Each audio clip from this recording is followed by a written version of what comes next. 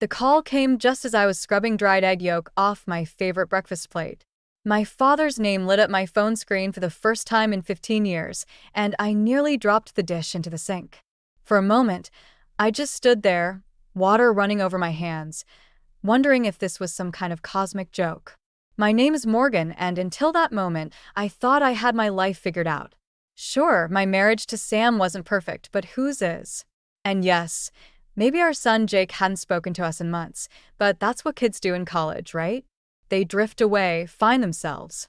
At least, that's what I kept telling myself. I let the phone ring 4 times before answering. Hello. Morgan. My father's voice was thinner than I remembered, but it still carried that stern edge that used to make me sit up straighter at the dinner table. I need to see you. Walter. I switched off the faucet, wiping my hands on my jeans. Is everything okay? A dry chuckle crackled through the line. No, not really. I'm dying, Morgan. Cancer. Doctors say I've got about 6 months. The kitchen suddenly felt too small, too warm. I pulled out a chair and sank into it, my legs weak. I don't know what to say. Don't say anything then. Just come see me. There are things we need to discuss. Things about your mother, about what happened back then. My stomach clenched. That was 15 years ago. We both agreed. No, he cut me off. You agreed. You and that husband of yours. I just watched you walk away. From somewhere upstairs, I heard Sam moving around, probably getting ready for work. His footsteps always seemed heavier lately, like he was carrying some invisible weight. Look, my father continued, his voice softening slightly. I know this isn't fair, but I found something in your mother's old things. A letter. It's about that summer, Morgan. The one before everything fell apart. I closed my eyes, memories threatening to surface. Dad, I can't just. Please. The word hung there, foreign and desperate from a man who'd never begged for anything in his life. I'm at the same house. You remember the address? Of course I do. How could I forget? The white colonial with the crooked mailbox, where my mother had planted roses that never quite took. Where everything had changed. Come today if you can. Alone. He paused, and I could hear him struggling to catch his breath. And Morgan? Don't tell Sam. The line went dead before I could respond. I sat there, staring at my phone, until Sam's footsteps reached the kitchen doorway. Everything okay, honey? His voice was casual, but there was something else there. Something watchful in the way he leaned against the doorframe in his perfectly pressed suit. Wrong number, I said, the lie slipping out easier than it should have. Just some telemarketer. Sam nodded, adjusting his tie. Listen, I've got a late meeting tonight.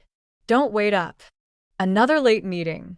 They've been happening more frequently lately. Along with the mysterious phone calls he took in our garage and the receipts I found for restaurants I'd never been to. Sure. I smiled, the expression feeling plastic on my face. I might go visit an old friend anyway. He barely looked at me as he grabbed his briefcase and headed for the door. I waited until I heard his car pull out of the driveway before I let myself really think about what I was about to do. My father was dying. He had a letter from my mother, and whatever was in it had been important enough to break 15 years of silence. I glanced at the clock, 9:15 a.m. Sam wouldn't be home until late. He'd made that clear. Plenty of time to drive to my childhood home and finally face whatever truth my father needed to share. What I didn't know then was that this wasn't just about my father's secrets. It was about Sam's too. And by the end of that day, everything I thought I knew about my life would be turned upside down. The drive to my father's house felt like traveling back in time.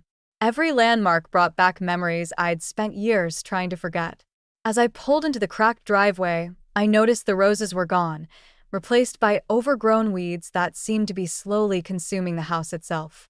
My father opened the door before I could knock. The sight of him knocked the wind out of me.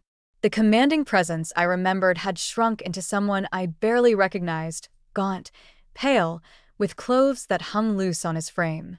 You look just like your mother, he said, his voice rougher than it had been on the phone.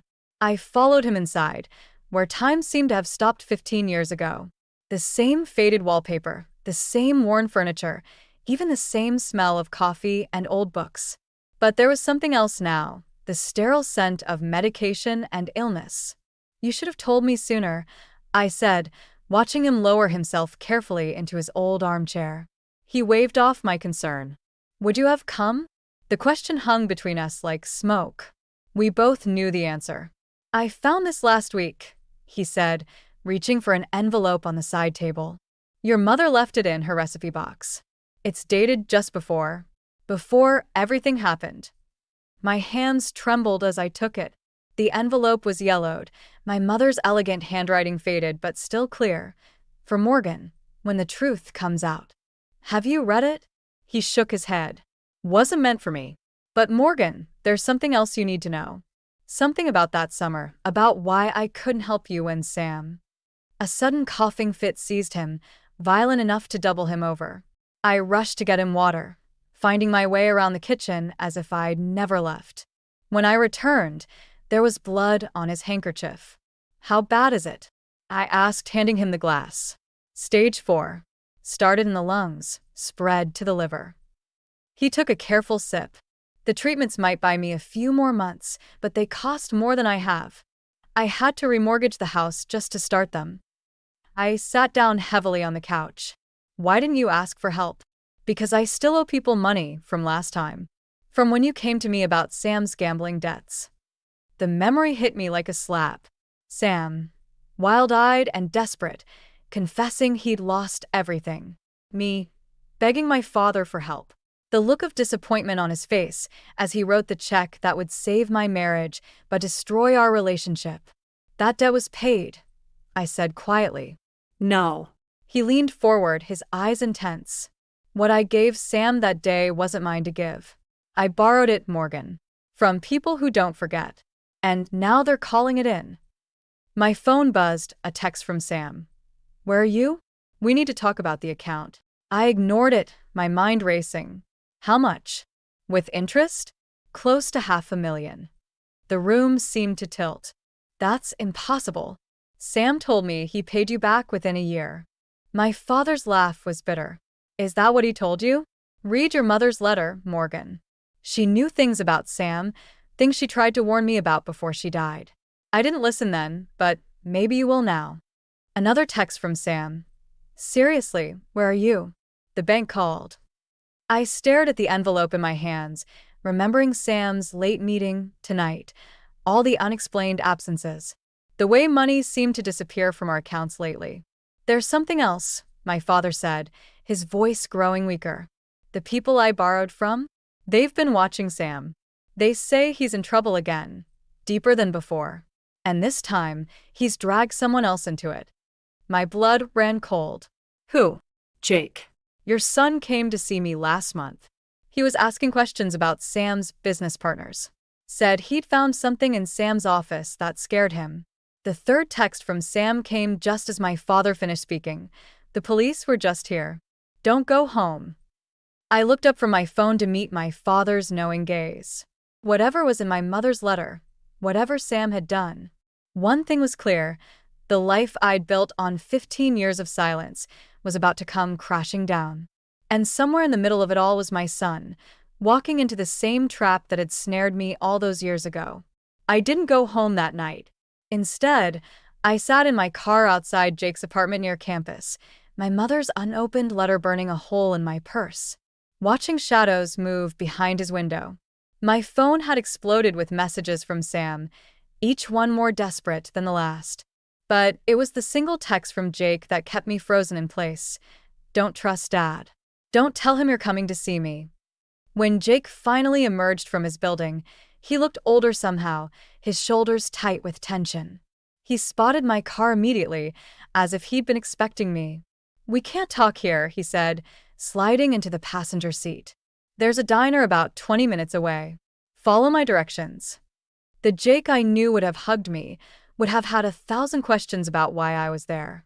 This Jake stared straight ahead, his jaw clenched. "Your grandfather told me you visited him," I said, pulling away from the curb. "Yeah, well, someone had to look into what Dad's been doing." He glanced at his phone, then turned it off completely. "Did you know he's been using my social security number?" My hands tightened on the steering wheel. What? Turn left here. Jake's voice was flat. He opened accounts in my name. Credit cards, loans. I found the paperwork in his office when I was home last month. That's why I went to see Grandpa Walter. I thought maybe he knew something about Dad's business partners. The diner appeared ahead, a neon oasis in the growing dark. Inside, Jake chose a booth far from the windows. He looked exhausted up close, with dark circles under his eyes that reminded me too much of his father. How bad is it? Asked after the waitress brought us coffee. Jake pulled out a folder and slid it across the table. See for yourself. The documents inside told a story that made my stomach turn. Credit applications, bank statements, loan documents, all in Jake's name, all signed with perfect forgeries of his signature. The amounts were staggering. There's more, Jake said, his voice finally cracking. I followed Dad last week. He met with these guys. They didn't look like regular businessmen. One of them mentioned something about collection methods if the payments didn't come through. A memory surfaced. Sam's split lip and bruised ribs 15 years ago, his shaking hands as he begged me to ask my father for money. History wasn't just repeating itself, it was escalating. Why didn't you come to me? I asked. Jake's laugh was bitter. Like you came to me about Grandpa being sick? Or about whatever happened 15 years ago that tore the family apart. We don't talk about real things in our family, Mom. We just pretend everything's fine until it explodes. Before I could respond, Jake's phone, which he'd turned back on, buzzed with a text. The color drained from his face as he read it. Dad knows I have the documents, he said. He's at my apartment right now. My coffee turned to acid in my stomach. How? My roommate must have told him. Jake ran his hands through his hair, a gesture so like his father's it hurt to watch. Mom, there's something else. I found another set of papers in Dad's office. Letters from someone named Claire. They're not just business letters. The name hit me like a physical blow. Claire. The woman Sam had almost left me for before everything fell apart 15 years ago. The reason we'd needed my father's money in the first place. My phone lit up with a new message from Sam. I know Jake showed you the papers. We can fix this. Like we fixed it last time. Just come home and we'll talk. I looked at my son, really looked at him, and saw the weight of secrets crushing him just like they'd crushed me at his age.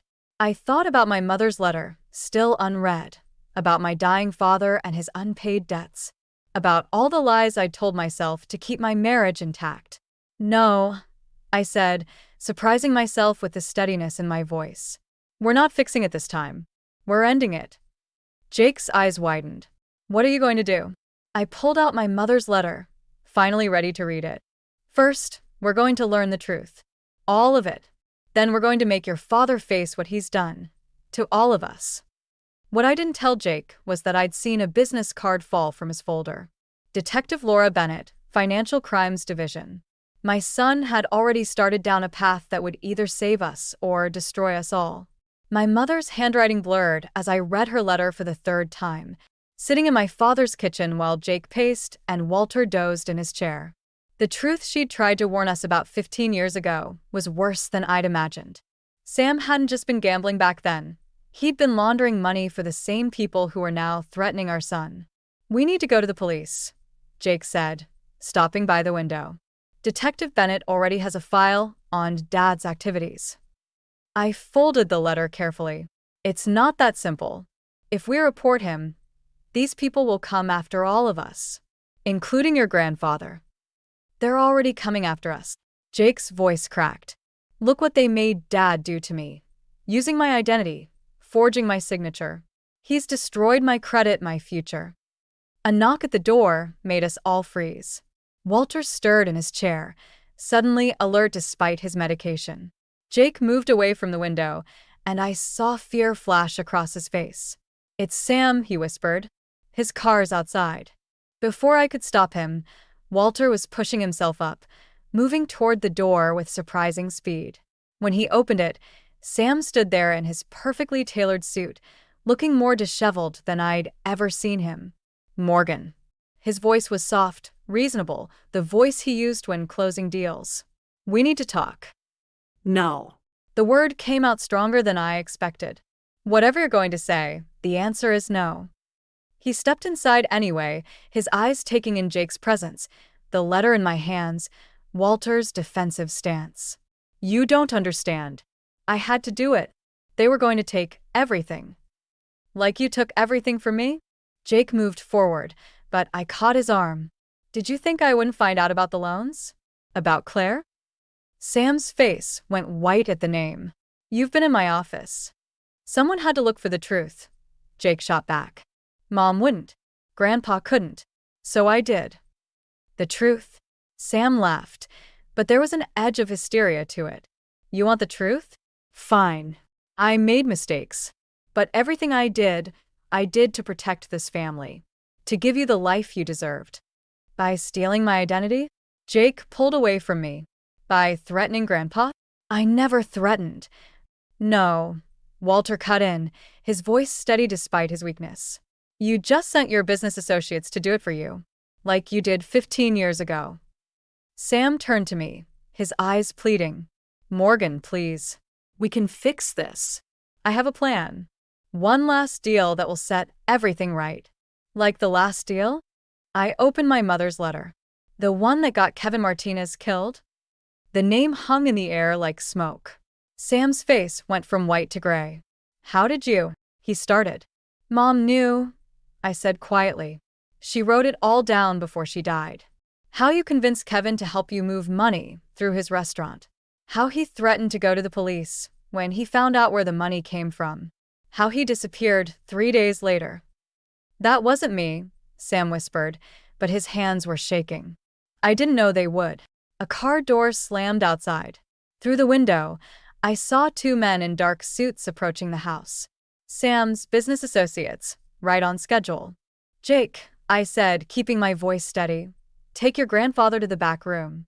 Now. Morgan. Sam reached for me, but I stepped back.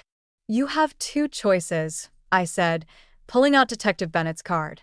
Either you tell these men you're done, that you're going to the police and taking whatever deal they offer, or I make the call right now. They'll kill me, he said. Maybe. I met his eyes. But if you don't choose, they'll kill all of us, including your son. The knock came, heavy and insistent. Sam looked at the door, then at me, then at the hallway where Jake had disappeared with Walter. 25 years of marriage, and I finally saw him clearly, a man trapped by his own lies. Desperate to maintain control even as everything crumbled. Time's up, I said, holding up my phone. What's it going to be? The knocking grew louder, and Sam made his choice. But it wasn't the one any of us expected. Sam opened the door before I could stop him. The 2 men pushed past him into Walter's house like they owned it, their expensive suits a stark contrast to the worn furniture and faded walls. I recognized one of them from photos in my mother's letter. Marcus Chin, the man who'd visited Kevin Martinez the night he disappeared. Family reunion?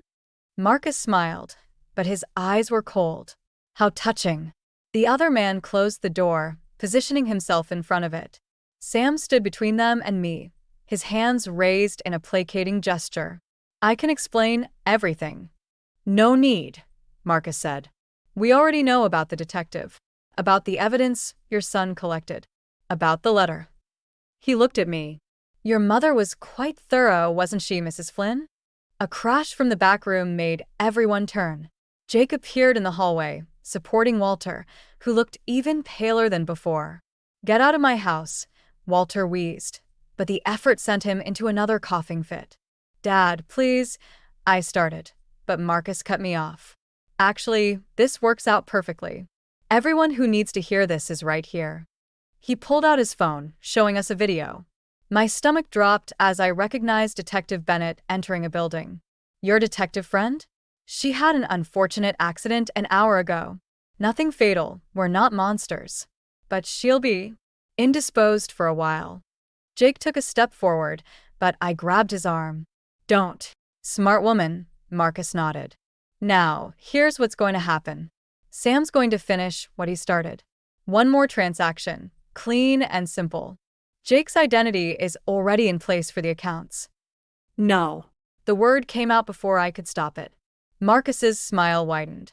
No? Maybe I should show you another video. This one's from 15 years ago. Kevin Martinez's last night at his restaurant. Sam, you remember that night, don't you? Sam's face went ashen. You said you deleted that. Insurance, Marcus shrugged. Like the new evidence we have about Walter's involvement in covering up certain financial irregularities. Prison's not kind to sick old men. I felt the weight of Detective Bennett's card in my pocket, now useless. My mother's letter seemed to burn where I'd tucked it into my waistband. She'd known this might happen, had tried to warn us about the web Sam was weaving. How much? I asked. Mom, no. Jake started. 5 million, Marcus said. Through the account Sam set up in Jake's name. Clean, untraceable. Or we start sending videos to the police. First Kevin's, then some interesting footage of Walter from back in the day. Maybe even that security tape from Sam's office showing Jake stealing documents. The second man moved away from the door, pulling out papers. Everything's ready. Just needs the right signatures.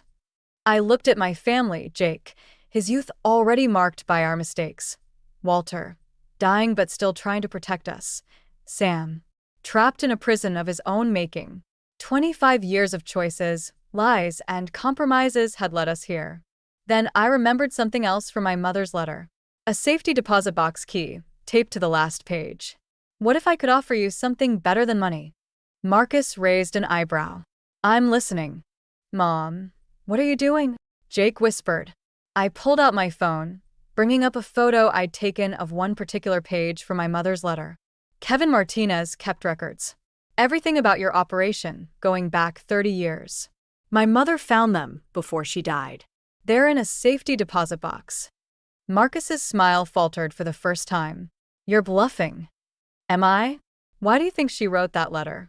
Why do you think Sam's been so desperate to find it? I looked at my husband, seeing the recognition dawn in his eyes. That's what you were really looking for all these years, wasn't it? Sam nodded slowly, finally understanding. The records. They destroy everything. Here's my offer, I said, forcing my voice to stay steady. Leave my family alone. All of us, including Sam. In return, those records stay buried. Marcus studied me for a long moment, and if we refuse? I held up my phone. Then every news outlet in the country gets these photos in the next 5 minutes. I may go down, but I'll take you with me. The silence that followed was deafening. In it, I heard my mother's voice from the letter. Sometimes the only way to protect what matters is to risk everything. Marcus made his choice. But this time, we were ready for it. Marcus's choice came in the form of a single nod to his partner. Before any of us could react, the second man grabbed Jake, pressing something against his back. The implied threat was clear. The safety deposit box, Marcus said calmly. Now. My bluff had failed. Worse, I'd put Jake in danger. Sam stepped forward, but Marcus raised a hand. Stay where you are, or your son learns exactly how his namesake Uncle Jimmy died.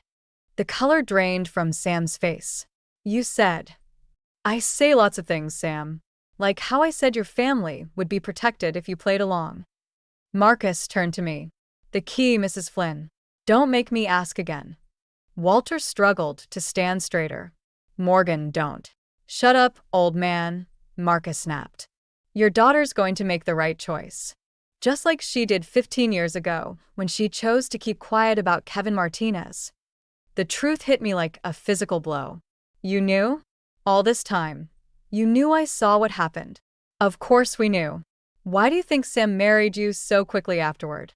We needed insurance that you'd keep quiet. Marcus smiled. Sam played his part perfectly. Didn't you, Sam? I looked at my husband. Really looked at him. 25 years of marriage, and I finally saw the truth in his eyes. It wasn't real. Any of it. Morgan, please, Sam's voice cracked. It started that way, but... The key, Marcus interrupted. Or should we discuss this family's history in front of Jake? Jake struggled against his captor. Mom, don't give them anything. Whatever it is, it's not worth. The man holding him tightened his grip, and Jake's words cut off in a gasp of pain. My mother's letter had warned me about this moment. When they come, she'd written, they'll try to take everything. Don't let them take your soul, too. I pulled out the safety deposit box key, watching Marcus's eyes light up with triumph. But as I held it out, Walter suddenly lurched forward, knocking into the man holding Jake. In the chaos that followed, several things happened at once. Jake broke free, stumbling toward me. Walter collapsed, his breathing ragged. And through the window, I caught a flash of red and blue lights. Marcus saw them too. His face twisted with rage as he grabbed the key from my hand. You called them? No, I said, helping Walter into a chair. But I knew someone would. Sam stepped between Marcus and me. It's over. The police are here. You're right, Marcus said softly. Then he pulled out a gun. It is over. The front door burst open, and Detective Bennett appeared, arm in a sling but eyes fierce. Drop it, Marcus. More officers poured in behind her. Marcus looked at the key in his hand, then at me. You know what's funny? The box is empty. Has been for years. Your mother moved everything to a digital file before she died. He smiled one last time. Check your email, Mrs. Flynn. I'm sure it's fascinating reading. As the police took Marcus and his partner into custody, I opened my phone with trembling hands. There it was, an email from my mother, dated to be delivered today. 15 years of secrets, waiting to destroy what was left of my family. Mom?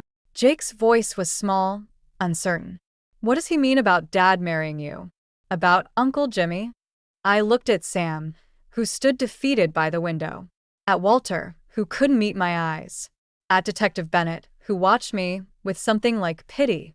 The truth, I said finally, is that our whole life has been built on lies. And now we have to decide what to do with them. My phone felt heavy in my hand, my mother's email unopened. Sometimes the truth doesn't set you free. Sometimes it just shows you the bars of your cage more clearly. But as I stood there in my father's house, surrounded by the wreckage of 25 years of deception, I realized something. The only way forward was through the truth, no matter how much it hurt. I opened the email and began to read. Detective Bennett sat across from me in the station's interview room, my mother's email printed out between us.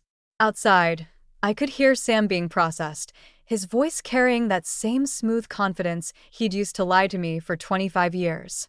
Your mother was thorough, Bennett said, tapping the papers. Bank records, photographs, recordings, everything we need to put Marcus away for life. And Sam. What about Jimmy? I asked. Sam's brother? Bennett's expression softened. The file confirms what Marcus implied. Jimmy Flynn didn't die in a car accident. He was killed after threatening to expose their operation. Sam knew. He's always known. A knock at the door interrupted us. Jake stood there, looking older than his 21 years. They're ready for Mom's statement. Wait, I said as Bennett started to rise. There's something else you need to see. I pulled out my phone, showing them the text I'd received an hour ago from an unknown number. Meet me at Kevin's old restaurant. Come alone, or Sam takes the fall for everything. See. Claire, Jake said. Dad's old girlfriend? Bennett frowned. We haven't been able to locate her. She disappeared right after Kevin Martinez's murder. Because she never left, I said. She's been working with Marcus this whole time. The affair with Sam, the threats, everything, it was all part of their plan. Mom, no. Jake grabbed my arm. You can't meet her. She's the only one who knows where the original evidence is, I said. Without it, Marcus's lawyers will tear this case apart. Sam will walk free, and everything we've been through will mean nothing. Bennett studied me. You're not going alone. Yes, I am. I stood up. Claire won't show if she suspects anything. And I need answers about Sam, about why my mother trusted her with those records. At least we're a wire, Bennett insisted. I shook my head. No recordings. No backup. Just me and the truth. The restaurant was dark when I arrived, its windows boarded up since Kevin's death. Claire stood in the shadows of the entrance, barely changed from the photos in my mother's file. You figured it out, she said as I approached. Faster than we expected. We. She smiled. Your mother and I. We've been planning this for 15 years.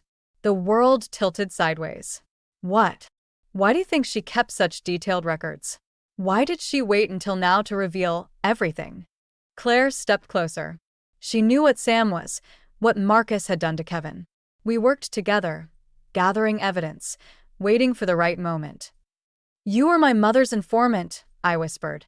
Someone had to protect you. Your mother knew she was dying, knew Sam would never let you go willingly. So we created a trail, knowing someday you'd follow it. The affair with Sam was a way to get close, to gain Marcus's trust.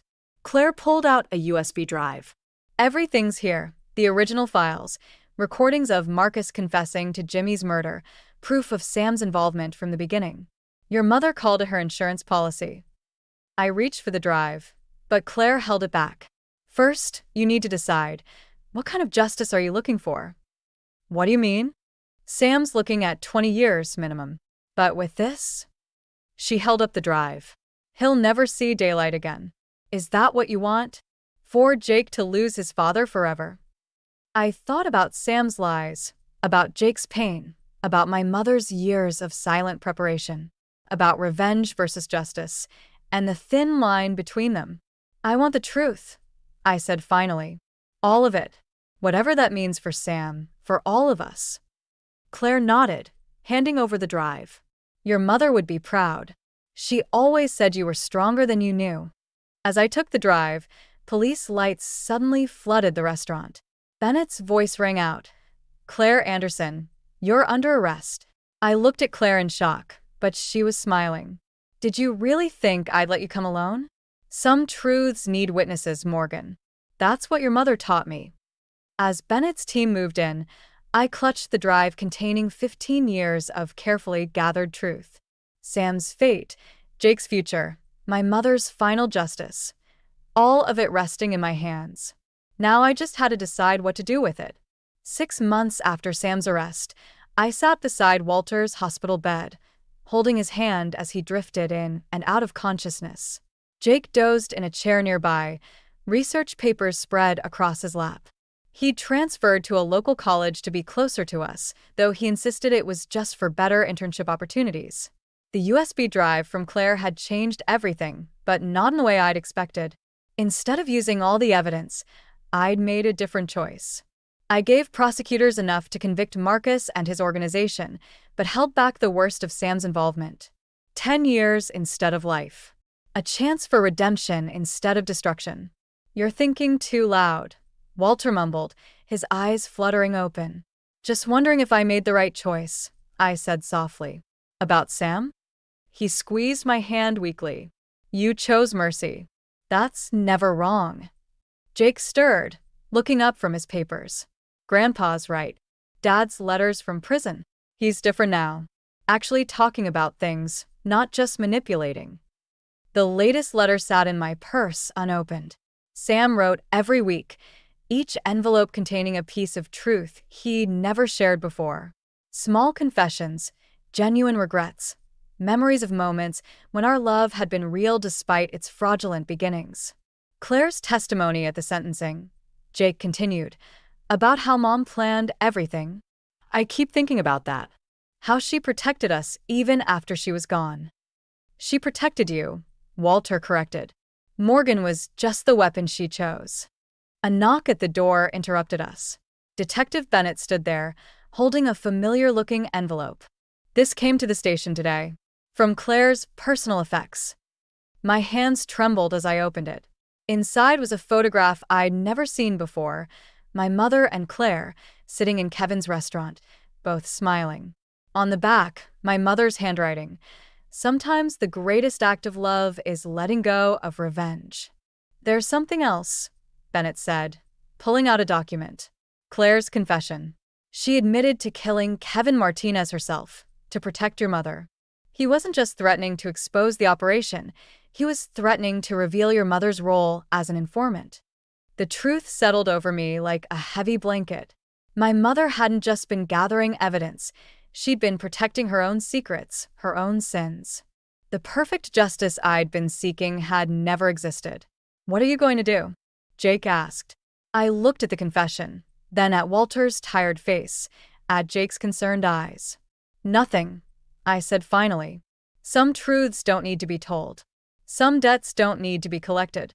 Walter nodded, understanding in his gaze. Like mother, like daughter. Speaking of debts, Bennett added, Marcus's assets have been seized. The court awarded restitution to his victims, including the money Walter borrowed 15 years ago. Jake sat up straighter. So the house is yours, Bennett smiled at Walter. Free and clear. Walter's eyes filled with tears. I never thought. I did, I said, squeezing his hand. Mom did too. That's why she kept fighting.